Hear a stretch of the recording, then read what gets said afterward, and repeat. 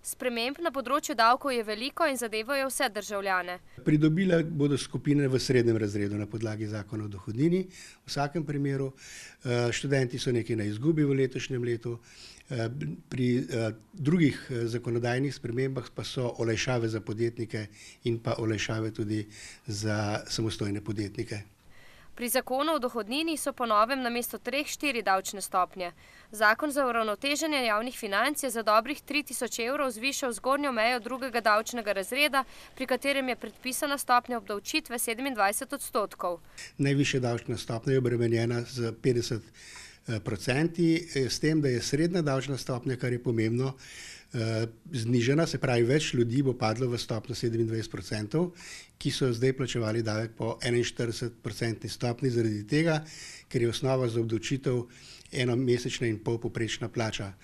Po prenovljeni lestvici za leto 2013, ki jo je pripravilo Ministrstvo za finance, se bodo tako v drugi dohodninski razred uvrstili zavezanci z neto davčno osnovo od dobrih 8.000 evrov do slabih 19.000 evrov.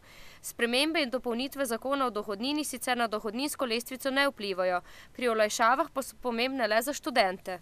Na področju študentov je znižana olajšava pri zakonu o davku od dohodnine, tako da je manjši znesek, ki bo šel v olajšavo za leto 2012. Po novem pa bo s 25% prej z 20% obdavčen kapitalski dobiček. Naj dodamo, da glede dohodninskih napovedi sprememb ni. Zavezanci bodo informativne izračune maja prejeli po pošti. Pa še poudarek, da nova zakonodaja ne velja za nazaj, torej se bo upoštevala za leto 2013.